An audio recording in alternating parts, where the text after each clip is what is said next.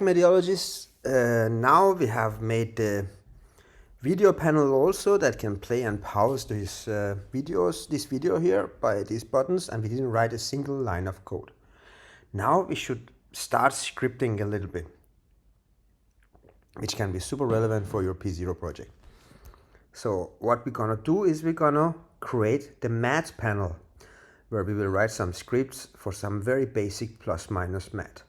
So let's just deactivate the video panel we just created, and then we are going to our canvas and create a panel, and this one is going to be our final panel. It's going to be the math panel. There we go. Just for the order of it, I'm going to close this one down. So now we have a food panel, a video panel, and a math panel. Once again, we're going to give a distance from top to 200 pixels because that's how high our top menu is. And we're gonna give the matte panel a dark greenish color. I don't even remember what color our food panel had, but this is what we're gonna give this one. Then we want to, because right now there is nothing happening when we're changing this, when we are pressing this menu button. So I'm always zoom out. When we place these buttons here, nothing is happening. Remember in the first video we gave it all these funky colors, which we are keeping now. Now the matte panel is activated and nothing is happening. What we want to do is we want to create a script that will change between the three panels we have created here, okay? So this is gonna be our first script. Most of you will by now know basic scripting, but I'm just gonna try to take it as slow as possible in this video. So you guys will have no problem explaining stuff at the exam and so on. So I have created a script folder to have all our scripts in it. So we want to write some code that we can attach to these three buttons in our top menu that would activate. So when I press the food button, I want the food panel to be activated. I want when I press the math button, the math panel to be activated, and the same goes for the video one. I want the video to be activated. And as the only one, I want that one to be activated and nothing else. Okay, so that's what we're gonna do. So let's start writing a script. We go to our script folder, and then we're gonna write a mono behavior script like this. And we're gonna call it our top menu. Top menu. Good. So we have created it now. So this is our this is our script here, and we're gonna go down here and we're gonna create three game objects. One for our video panel we just created, one for our food panel, one for our math panel.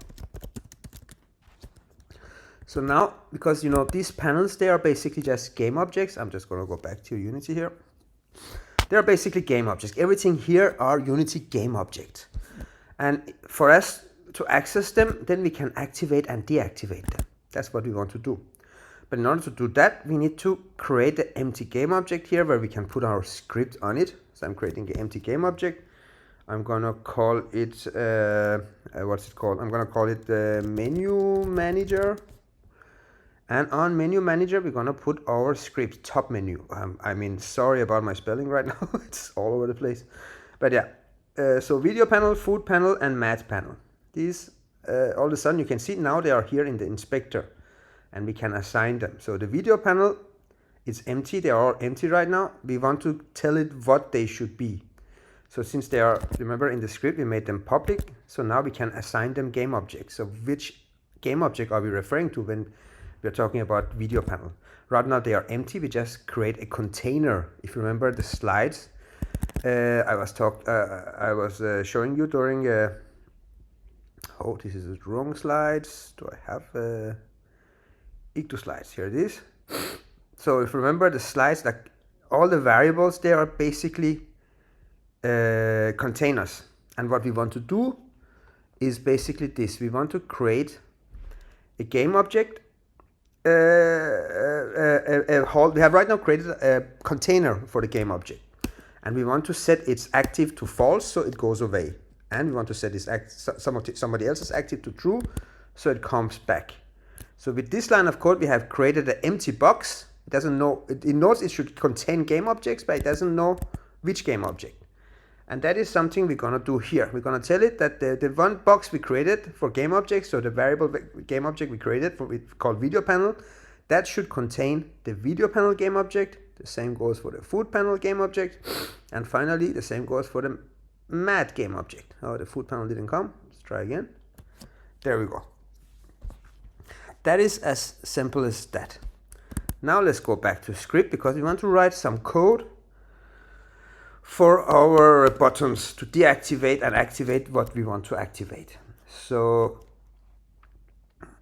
we're gonna create a public method, a public function here. Public, we're gonna call it void. Void means it's not gonna return anything, and we're gonna call it change panel. Okay, and then here in the parentheses, when we create a new function, we write what input the function takes. In this case, our function takes the input name of panel. Okay, name of panel is the input to our function. And so this is something we can do in the buttons in a second that I will show you. But remember, each time we want to create a function, we need to say if it's public, private, what it returns. In this case, it returns nothing. We're gonna call it something. Here we call it change panel. And then we're gonna, if it's taking any input, we're gonna tell it what input it takes here. And the first one here is just gonna simply activate and deactivate the different panels. The first one is video panel. We're gonna say set active. And then we're gonna set this active. So in here we can put a bool value. When is this gonna be active? Well, we're gonna say if the name of panel is the input you just created is equal to video, then this should be active. So if this is video, then this one will be active. We're gonna redo this for the two other panels also. So I'm gonna make one for food panel, set active. So food panels should be true. So this one should be active if the name of panel is food. You see? And we're gonna do the same. And by the way, these two equal signs mean if it's equal with. One equal sign would mean it will set it to equal. So if I do this, we will get an error because it cannot set name of panel to food in this case. See, text as a series of blah, blah, blah, blah, cannot convert from string to bool because this is a boolean in text inside right now. Boolean means true or false. Here we say it should be true if this condition has been met. So if this is equal this. We will go more in depth with a lot of this later in the course, like the booleans and so on. But this is for you just to start understanding programming for your P0 project and for GitHub and for creating some basic stuff already. I don't feel we should wait that much for you to start developing. So name of panel. So that should be, yeah, let's just call it mat for this one. Boom. I think we are done. Except, is that an error? There should be no errors. But let's go to our Unity, see if it's pissed about anything. It doesn't look like it. So now we go into our top menu. We're gonna play with the three buttons here. For instance, the mat. In the mat, we're gonna give it, so we're gonna give unclick something like we did last time with the video player. We're gonna give it the menu manager and we're gonna tell it in the top menu, look at our function we just change panels, and as you see, then change panels say, hey, I take in something, a string, so I can actually write something here. And then we're gonna say if this button is pressed, then you should play that function we just chose, the function change panel, and you should put its input to mat. So what this will do is that it will actually activate mat button, mat panel. Makes sense? So we said if it's equal mat, you should set active mat panel. So that should happen. Now we're gonna do the same with the food panel. We go down, unclick. We say if this is clicked, you should again use the menu manager and you should run the change panel function and set the input of that function to food. And finally, we're going to do that with the video one. Menu manager, boom. Top menu, change panel, and the input of that one should be video. Okay, so this should work unless I get an error. Let's see. Video, mat is empty, food. Video, mat is empty, food. And video is even play and pause button working. Nice. Gonna pause it again. Good, now we have a menu system that works here. We can change panels. Now let's create our mats panels functionality with the plus minus.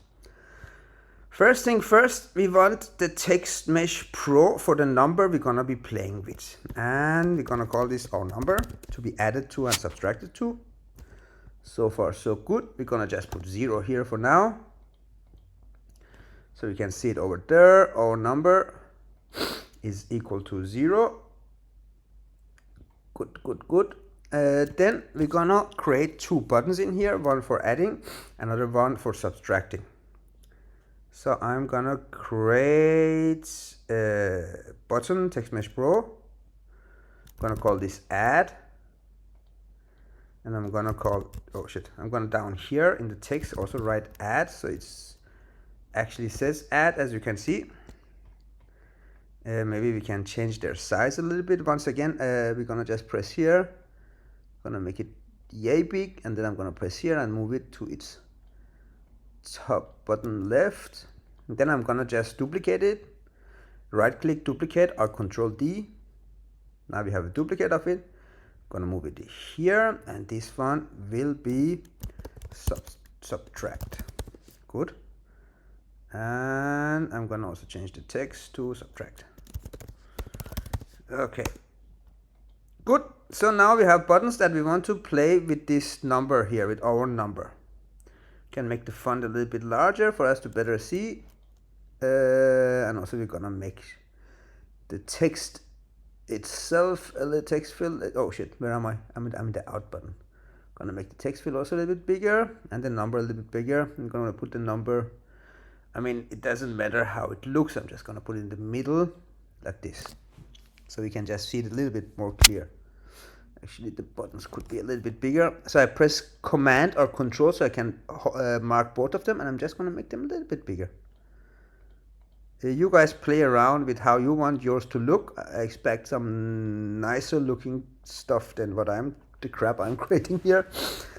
Okay, we have an add button and we have a subtract button. So now let's write some code for them to add and subtract.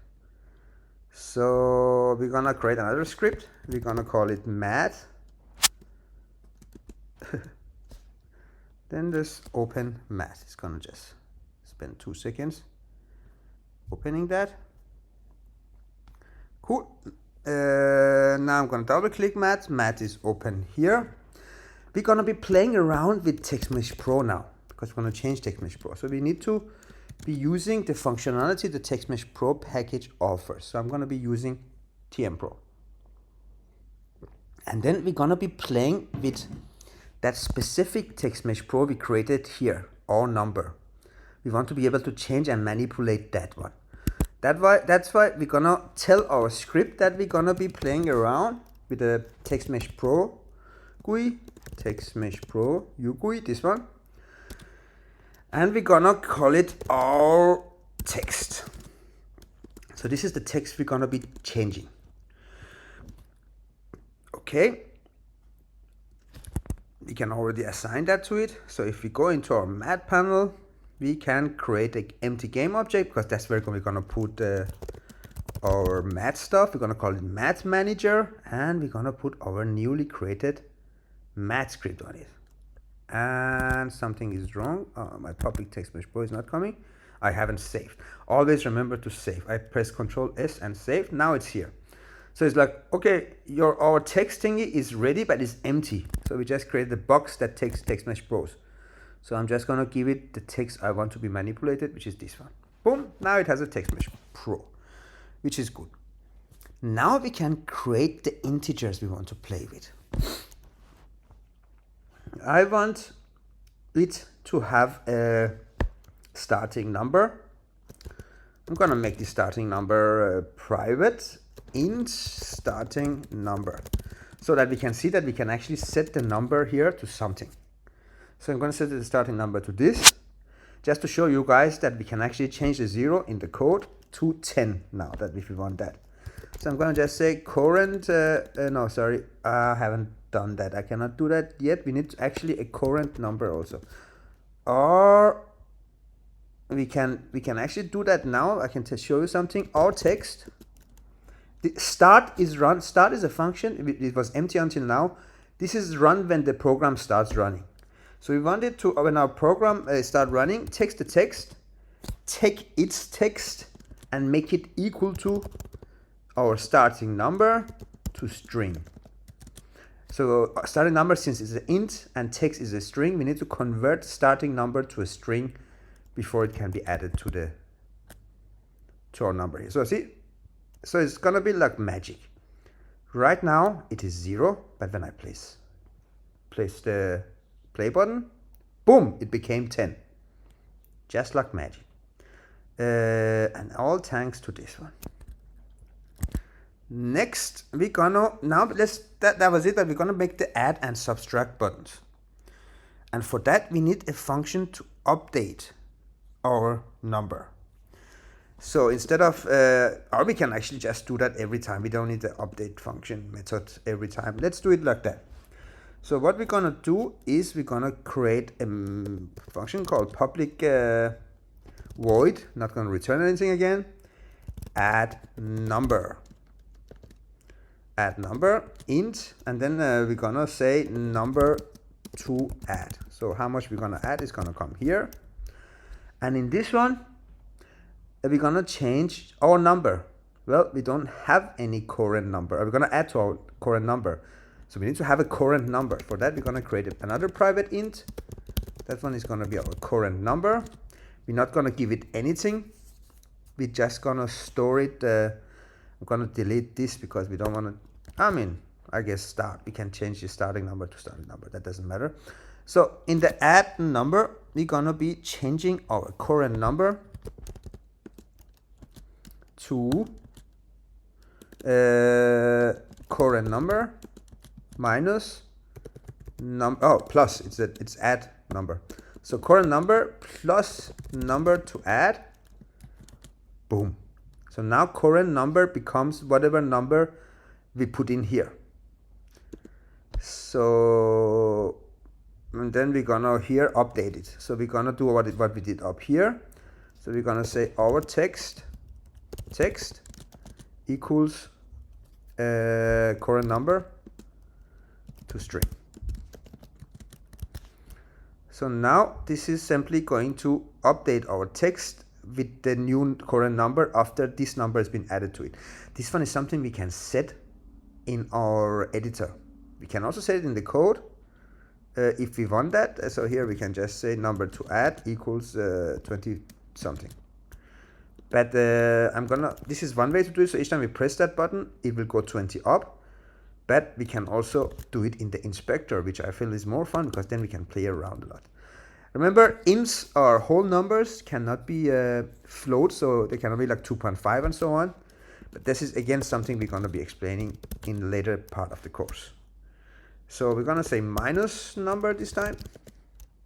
Int number to minus. So the number that we're going to be minusing with. And once again, we're going to take our current number. And we're going to say the current number minus number to minus. Current number minus number to minus. Exactly. That's just one way to do it. And then once again, we're going to change our text. So the Text Mesh Pro's text is going to become current number to string. So we change it from that to that, and then boom, it should be ready.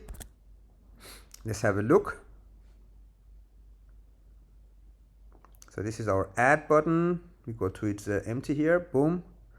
We're gonna give it Math Manager, and we're gonna go to Math, and we're gonna go to Not minus number, but add number. And you see here we can say how much it should add.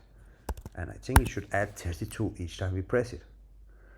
And the same with subtract. I'm gonna plus it, again give it menu manager here. Then I'm gonna go, oh, not menu manager, math panel. I'm not gonna change the menu with that, I'm gonna change math. Wait, math manager I meant, sorry. Math manager is here, I'm gonna give it math manager. I'm gonna go into math and I'm gonna say minus number. And we're gonna subtract with 12 each time we press subtract button. So now let's play around. This is 10, 32, 64, 96, 128, and minus, it will bring it down with 12 each time I press that one. So now we have different panels that can play around, and we can add and subtract to our numbers. Okay, hope this helps to make the homework for next time. See you guys later.